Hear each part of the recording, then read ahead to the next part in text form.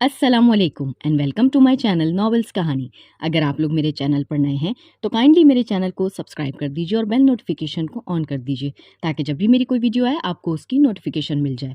और like and comment के through अपनी राय से आप हमें आगाह कर सकते हैं।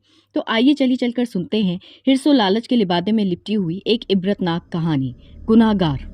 सादिक एक गरीब इंसान था, मेहनत मजदूरी करके रोजी कमाता। शादी हुई तो बीवी के जायद खर्च की फिक्र दामनगीर हुई। वो भूल गया था कि अल्लाह राजिक है। रोजी में इस राजिक ने बरकत डाल दी थी। घर का खर्च बखूबी चलने लगा। वक्त का तो काम ही गुजरना है, ये कब रुकता है? चाहे दुखों से भरा हो या खुशियों से, गुजर ही जाता है। गुजरा हुआ वक्त उसके आंगन में रहमत की सूरत में 4 बेटियां और बरकत की सूरत में 2 बेटे का तोहफा दे गया। मगर हायर इंसान की नाशुक्री, जिसे बेटी जैसी रहमत हमेशा जहमत ही लगी। उसकी 3 बेटियां जिस्मानी तौर पर माजूर थीं, चल फिर नहीं सकती थीं। बस एक बेटी और 2 बेटे ही जिस्मानी लिहाज से बिल्कुल ठीक थे। सादिक का सलूक अपनी बेटियों से इंतहाई बुरा था। बात बात पर उन पर हाथ उठाता था और गालियां देना भी अब उसका मामूल बन चुका था। सादिक को हमेशा लगता था कि बेटियां इस पर इजाफी बोझ हैं और नाकाबिले बर्दाश्त हैं। वो भूल गया था कि रोजी देना खालिक कायनात ने अपनी जिम्मेदारी में ले रखा है। सादिक को बेटियों का खाना पीना चुभने लगा। बेटियां हर वक्त सहती रहती थीं। अभी सबसे बड़ी बेटी की उम्र 9 साल और सबसे छोटी बेटी की उम्र 4 साल थी। इसके शैतानी जहन में एक खूब मंसूबा बना लिया। अपनी बीवी को भी इसमें शामिल करने की कोशिश की, मगर ममता तड़प उठी। वो कैसे अपनी बेटियों की मौत अपनी आंखों से देख सकती थी? माँ तड़प कर बोली, सादिक कुछ तो ख्याल कर, माजूर ही सही मगर औलाद है तेरी। अरे एक बाप ऐसा कैसे सोच सकता है? जानवर भी अपनी औलाद की जान बचाने के लिए अपनी जान दांव पर लगा देते हैं। तू अपनी ही औलाद का जान का दुश्मन बन गया है। तूने जब चाहा उन पर हाथ उठाया, बिला वजह उन्हें गालियां दी, मैं सहती रही। इतना बड़ा जुल्म अपनी औलाद पर होता कैसे सह लूं? सादिक ने उसे घूर कर देखा और तलखी से बोला, तू जानती है मैं मजदूर हूँ, बड़ी मुश्किल से 2 वक्त की रोटी कमाता हूँ। अब मुझ में पहले जैसी हिम्मत नहीं रही, जल्दी थक जाता हूँ। नहीं उठाया जाता मुझसे अपाहिज बेटियों का ये बोझ। अच्छी तरह सोच ले, वरना कल से खुद कमा कर ला, मैं काम नहीं करूँगा। तंग आ गया हूँ तुम सबका पेट का दोजख भर भर के। अगले दिन सादिक ने अपनी बात पर अमल किया और कहीं नहीं गया। इस तरह 1 हफ्ता गुजर गया। घर में अनाज का एक दाना भी बाकी नहीं था। उसकी बीवी ने अपनी जहानत से जो सौदा छुपा कर रखा था वो सब कुछ भी खत्म हो गया था।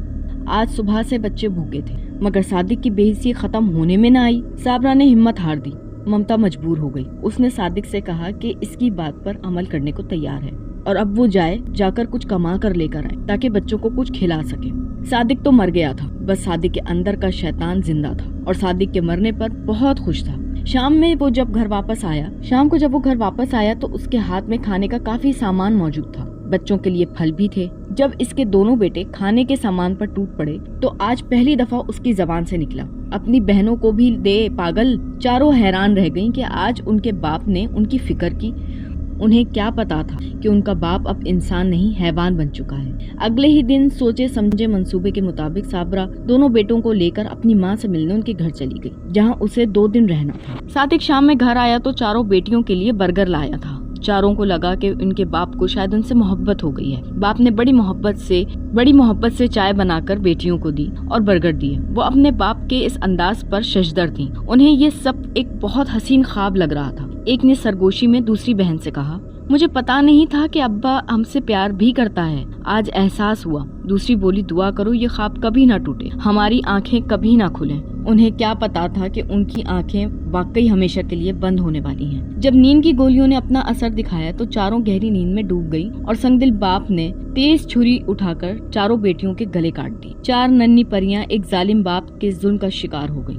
बाप की बाहों को औलाद सबसे महफूज पनाहगाह समझती है और वो बाप ही मासूम कलियों को काट चुका था। फरिश्ता रहमत ने ये जुल्म बर्दाश्त से बाहर जाना और बारगाह खुदावंद में जा पहुंचा। आसमान की मखलूक एक बाप की दरिंदगी पर हैरान रह गई। जब सुबह हुई तो सादिक ने चीखो पुकार मचा दी कि उसके घर में रात को चोर घुस आए और कुछ ना मिलने पर उसकी बेटियों को ज़िबा कर डाला। सब आसपास वाले गमगीन थे मासूम बच्चियों के इस भयानक कत्ल पर। माँ भी सुबह दोनों बेटों को लेकर ननियाल से वापस आ गई। इसकी आदारी पर दिल को तड़पा देती थी, हत्ता कि पुलिस जैसी संगदिल और बेहिस मखलूक भी माजूर बच्चियों की लाशें देखकर अपने आंसू न रोक सके। मीडिया वाले भी वहां पहुंच चुके थे। हैरान कुन बात थी कि चोरों ने चारों माजूर बेटियों को ज़िबा कर डाला, मगर बाप को कुछ न कहा और बच्चियों की कोई चीखो पुकार भी आस पड़ोस वालों ने ना सुनी। बहुत कम हमारी पुलिस ईमानदारी से किसी केस की तहकीक करती है, और जब ईमानदारी से करे तो मुजरिम पकड़ भी लेती है। तहकीक से साबित हुआ कि सादिक करीबी मेडिकल स्टोर से नींद की गोलियां लेकर गया था। पोस्टमार्टम रिपोर्ट में भी नींद की गोलियां खाने में साबित हो गयी, और खुशकिस्मती से वो छुरी भी पुलिस को मिल गई। पुलिस की थोड़ी सी भी मार सादिक न सह सका और उसने अपना जुर्म का एतराफ कर लिया। उसके एतराफ के कुछ दिन बाद ही साबरा पुलिस स्टेशन पहुंच गई और बयान दिया कि उसने सादिक को अपनी बेटियों का कत्ल माफ किया और सादिक को रिहा करवा दिया।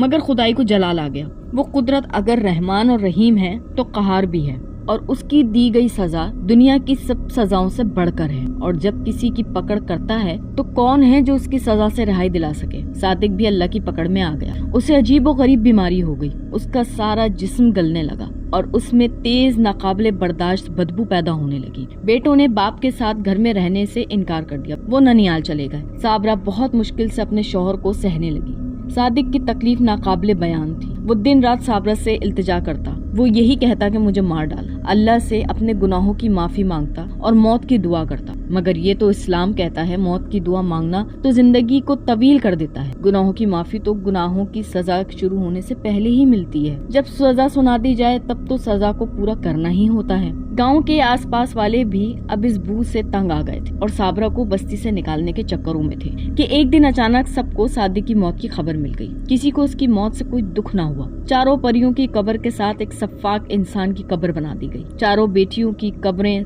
सबके लिए सवालिया निशान थी और कब्रिस्तान आने वाले हर शख्स से पूछती, हमें किस जुर्म में कत्ल किया गया, हमारा क्या गुनाह था। इस राज पर पर्दा है कि सादिक अपनी तबई मौत मरा या उसे मारा गया, क्योंकि किसी को उसकी मौत से कोई दुख ही नहीं हुआ और ना ही किसी को गर्ज है कि सादिक जैसे इंसान की मौत का मातम करे। साबरा के दिल की किसी को क्या खबर। यही तो है इंसान की हकीकत, खाक में मिलकर खाक हो जाना। जिंदगी तो यही है, इंसान मर कर भी ना मरे। यही तो है उरूज आदमियत और जवाल आदमियत। सादिक जैसा इंसान जो जिंदगी में ही मर जाता है।